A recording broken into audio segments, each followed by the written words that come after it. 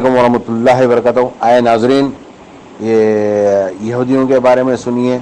یہ مسلمان صاحب سوال کرتے ہیں, تم لوگ ہے اتنے سر کے 9.2% ہے پوری دنیا میں, ورلڈ میں, پھر بھی حکومت کرتے ہیں.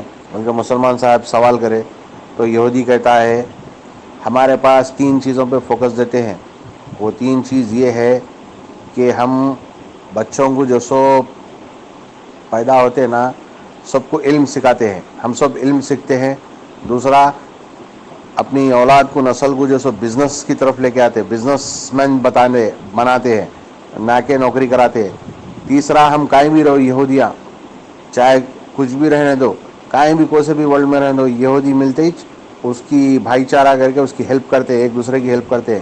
یہ 3 چیزوں پہ فوکس دیتے ہیں. اور ہمارا جو یہودی ایمان ہے, اسلام ہے, اس پہ چلتے ہیں بولے. تو مسلمان حیرت کر کے پوچھیں ہم بھی تو کرتے ہیں نا, بولے تو یہ 3 چیزیں سیکھے کہاں سے؟ بولے تو یہودی بتاتا ہے کہ ہم یہ جو چیزاں سیکھے اسلام سے سیکھے, محمد رسول اللہ صلی اللہ علیہ وسلم پیارے نبی سے سیکھے, سو ہے آپ کے, اور یہ اسلام میں ہے. تو مسلمان اپن اتنے لوگ اتنے پرسنٹ 30-40% ہو کے بھی کچھ ہر چیز میں ڈیوائڈ ہو گئے ہیں. اللہ ہمیں ایک ہی پٹری پہ لائے اور اللہ پہ یقین رکھے.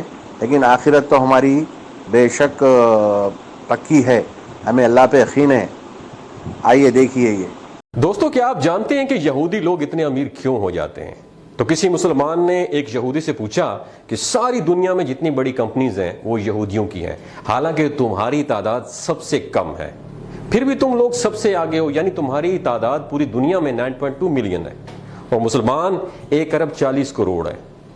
تو آپ اتنے زیادہ طاقتور کیسے ہو گئے؟ تمہاری قوم میں کوئی انسان بھیک نہیں مانگتا. تو اس پر یہودی نے جو جواب دیا, اپنے دماغ کی کھڑکیوں کو کھول کے وہ جواب سنا ہے. اس نے بتایا کہ ہم اپنی زندگی ان 3 اصولوں پہ گزارتے ہیں. نمبر 1, ہم اپنی زندگی علم حاصل کرنے میں لگا دیتے ہیں. نمبر 2, وہ کہتے ہیں کہ ہم اپنے بچوں کو بچپن سے ہی بزنس کرنا, تجارت کرنا سکھاتے ہیں. نمبر 3, ہم اپنے اندر بھائی چارگی پیدا کرتے ہیں, ایک دوسرے کو سپورٹ کرتے ہیں. اور یہودی دنیا میں کسی جگہ پہ بھی رہتے ہیں تو ایک دوسرے سے کنیکٹ رہتے ہیں, اور چاہے ہم کتنے ہی بڑے کیوں نہ ہو جائیں, ہم اپنے مذہب کے لیے صرف کام کرتے ہیں. اور ہم نے یہ ساری چیزیں, آپ کو پتہ ہے کس سے سیکھی؟ یہ یہودی کہہ رہا ہے. وہ بتاتا ہے کہ ہم نے یہ ساری چیزیں تمہارے نبی کریم صلی اللہ علیہ وآلہ وسلم سے سیکھی ہیں. اللہ اکبر. دوستوں, یہ باتیں آپ کے ساتھ شیئر کرنے کا بنیادی مقصد یہ ہے کہ دوسرے لوگ ہمارے نبی کریم صلی اللہ علیہ وآلہ وسلم کو فالو کر کے کامیابی حاصل کر رہے ہیں, اور ہم مسلمان ہیں جو کہ دنیا والوں کو فالو کرنے میں لگے ہوئے ہیں. تو کامیابی چاہتے ہو تو اپنے نبی کو فالو کرو, دنیا میں بھی کامیاب رہو گے اور آخرت میں بھی کامیاب رہو. تو کہنے کا مقصد یہ ہے کہ ہمارے نبی صلی اللہ علیہ وسلم نے فرمایا تھا کہ تفرقوں میں نہ پڑو اور رسی کو مضبوطی سے پکڑو. آج ہم تقسیم ہو چکے ہیں, ہم سنی ہیں, ہم شیعہ ہیں, ہم بریلوی ہیں, ہم دیوبندی ہیں. اس تقسیم نے ہمیں توڑ کے رکھ دیا, ہمیں قوم نہیں بننے دیا, ہمیں امت نہیں بننے دیا. وجہ کیا ہے کہ ہمارے ریموٹ کنٹرول کہیں اور سے آپریٹ ہوتے ہیں. ان کا بیسک بنیادی مقصد یہی ہے, ڈیوائڈ اینڈ رول.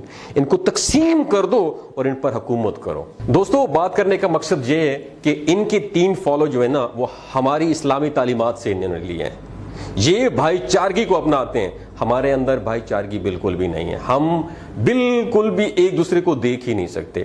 ان کا دوسرا جو قانون تھا وہ یہ تھا کہ اپنے بچوں کو بزنس کرنا سکھاتے ہیں. ہم لوگ کیا کرتے ہیں, ہم اپنے بچوں کو نوکر بننا سکھاتے ہیں. اور تیسری بات, یہ ساری زندگی علم سیکھتے رہتے ہیں. میرا آپ سے سوال ہے, آپ نے سیلف ڈیولپمنٹ کے اوپر کون سی لاسٹ ٹائم آپ نے کتاب پڑھی ہے؟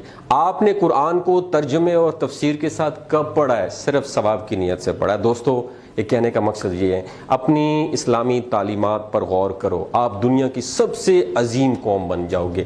ان سب کے اوپر حکومت کرو گے جو صرف تھوڑے سے ہو کے آپ لوگوں پہ حکومت کر رہے ہیں. اپنا اور اپنے ساتھ جڑے رشتوں کا خیال رکھیے گا. اللہ حافظ. آپ نے سیلف ڈیولپمنٹ کے اوپر کون سی لاسٹ ٹائم آپ نے کتاب پڑھی ہے؟ آپ نے قرآن کو ترجمے اور تفسیر کے ساتھ کب پڑھا ہے؟ صرف ثواب کی نیت سے پڑھا ہے. دوستو, یہ کہنے کا مقصد یہ ہے, اپنی اسلامی تعلیمات پر غور کرو, آپ دنیا کی سب سے عظیم قوم بن جاؤ گے.